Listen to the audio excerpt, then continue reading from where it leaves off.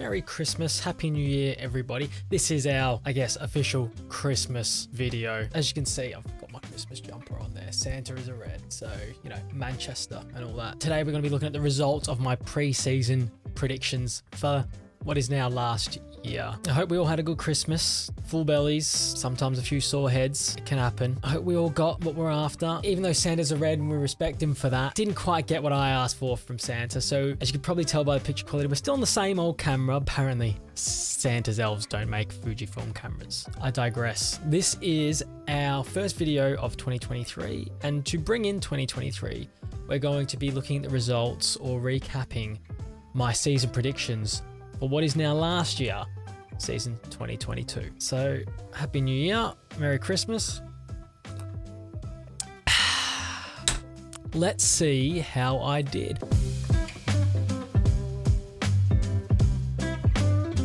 And so my first category that I went into in the season predictions videos, there are 10 predictions here, and I explained throughout the video, we'll show clips of it, how I worked out the points and things like that. So the first one was Rookie of the Season. So let's see who I predicted to be my Rookie of the Season. I'm picking Bezzecchi, and I'm going to stick to my guns. Ducati Power. Open and shut case this one. We're 1 for 1. Marco Bezzecchi was the Rookie of the Season. Not much to say about it really. He was the fastest rookie on a Ducati, which is going to make you the fastest rookie in the field. The next category was a surprise winner. Now, I do mention, I believe, that you may not have thought of this guy as a surprise winner, but I still did.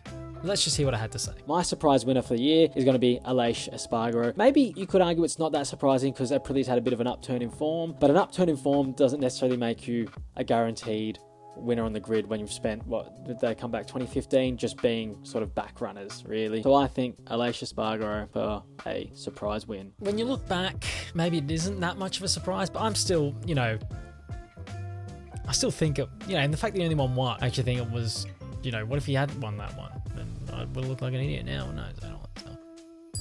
There's another point. So we're flying at the moment, 2 for 2. I think one more point and we pretty much go past how many I got right last year. So, you know, we're back. So the next category was the total amount of race winners we'd get over the season. And I also attempted to name each individual race winner. And I explain here how I worked out the points for this one. Every single one that I get right, I'm going to get a point. And for every one I've got on the list here that doesn't end up winning a race, I'm going to lose a point. Here are the 9 riders. Okay, so we've come out at just a net profit here, I suppose. So who do we have? Fabio, Mark, Pecco, Frankie Says Relax Morbidelli, The Thriller, Paul Espargaro, Jorge Martin, Anea Bastianini, and Aleix Espargaro. Takes us 1 point. So we're on 3 points now. And with the amount of riders I named there, I could have potentially been on 11 points at this point. So we're 3 out of 11 in that sense. We're also 3 points out of like 3 predictions here. So in that sense, we're doing pretty well. So that's how I'm going to put it. That's how we're doing it. Now, I believe the next category is the biggest points gap between 2 teammates. The teammate killer, as we would like to call this man. Here's who I went for. So that's what I'm going for. Biggest points gap, Bastianini to Digi. I was very close to being right on this one. There was only a few points in it, as far as I know. And it did end up being Fabio over Morbidelli. Now, obviously, I was predicting the upturn in form of Franco Morbidelli, which did not come. The next one was most race crashes. Let's have a look. But I'm going with the rookie Raul Fernandez. Yeah, I think he'll crash the most times in the races this year. Now, so see, the way I did it was there's a lot of statistics at the end of the year coming out who had the most crashes across all sessions and who has the most DNFs. I couldn't quite pin down who had the most race crashes. I couldn't find that anywhere, and I was not going to go back and watch every race through start to finish to figure it out. So I've not got a point for that one. I don't know who had the most race crashes this season. It definitely wasn't Raul Fernandez. We're only halfway through, 5 questions still to go. There's still time for us to make up a few points here. Let's see what we can do. But good news, like I mentioned earlier, I think we're already on more points than I got for the last time I did the predictions, so which was real shit. Now the next one was most pole positions. This was a close one. Let's have a look. So I've gone for Pecco Bagnaia. I mean, I could have easily gone for Jorge Martin or something. He's red hot in qualifying as well, isn't he? He's going to be even better this season. But I'll just take Pecco because I think he's going to have a real tilt at the title this season. Now, as you can see, I did mention Pecco. Well, I picked Pecco and I did mention Jorge Martin. Now, they both finished on 5 pole positions for the season. I decided to go back to average qualifying position. And I got to tell you, that was almost a draw as well. The average qualifying position for my pick, Pecco Bagnaia, was 5.7. Jorge Martin had an average qualifying position of 5.6. So by 0.1 of a position on the grid, I've lost this one. So we're still on 3 points. I mean, unlucky on that one. Sometimes they go for you, sometimes they don't, those ones. So, let's move on to the next category.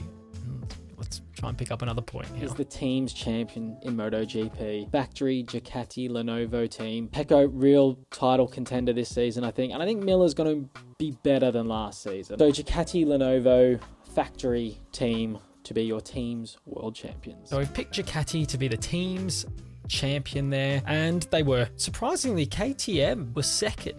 So that's pretty interesting. So that's us on 4 points. Now the next 3 will be Moto3 World Champion, Moto2 World Champion, and MotoGP World Champion. So let's see how we did on the Moto3 World Champion. I'm going to stick with Foggia. He has enough of that pure punchy speed to go and just finish on the podium almost every single time he finishes the race. It only killed him last year that he only finished like one of the first 5 races or something. Without that, I think he's world champion. And I think he will be world champion this year. And good luck to him. I just think he's a jet. I love him. Now we picked Foggia. It was Guevara. So if you haven't watched it yet, just jump up in here and see where Isan Guevara has finished in my power rankings for this year. He was phenomenal this year. He's gone on and won the title. He did very well. Foggia's ended up 3rd. Also find out where he's ended up in the power rankings. So we're still on 4. So now we move on to the next one, Moto2 World Champion. Let's have a look. But for me, I settled my 2 that I really was looking at, and I think these are the 2 that I think are going to be there or thereabouts.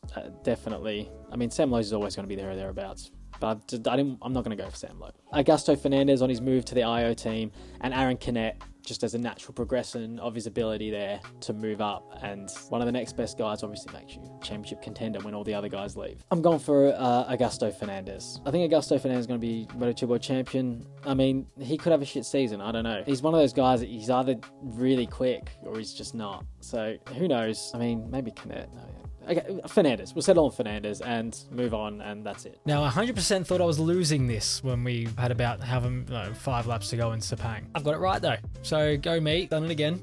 We're on to 5 points. 5 points, 1 category to go. Can we make it 6? Can we make it 6? Who did I predict to be the MotoGP World Champion in 2022? Let's have a look. I'm going for Marc Marquez. I think it's going to be number 9 for Marc. I think he'll edge Pecco in the end. But we know we're going to places where Marc's guaranteed to win races.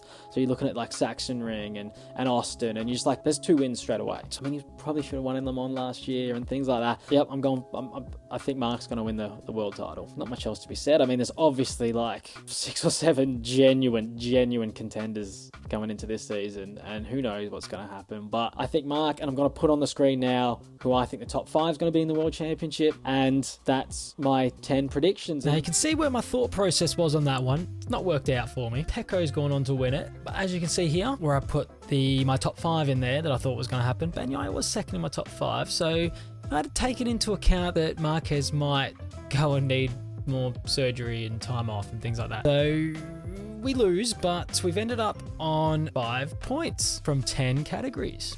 Okay. Like I said earlier, if we take into account that I listed 9 riders that I thought could have won races this year, which means that I potentially could have made 16 points. So you can look at this 2 ways. I've got 5 out of 10 categories, or I've only got 5 points from a possible 16. So I'll let you decide how you take that one. But that is how I did with my season predictions from, well, what is now last year. There is obviously a 2023 prediction video coming up in the next, I'm going to say 6 weeks. So, stay tuned. You're on the edge of your seats. We are going to get more videos out between now and then. I'm going to work hard to actually do a bit better than I did this year. This year was very busy for me, and I can get a lot of time outside of work and life, really, to make videos. So we're going to try and focus on that a little bit more this year. So hopefully we get a few more videos out before then. I've got lots of ideas that I did not get to follow up on last year that I'm hoping to get through this year before I go on to my new ideas. Let me know how you went in these categories. The more comments, the better. It's all for the algorithm. It's all for the algorithm. All right? Just comment anything you want. Hit dislike, hit like, doesn't matter. Just do something. Merry Christmas, you filthy animals.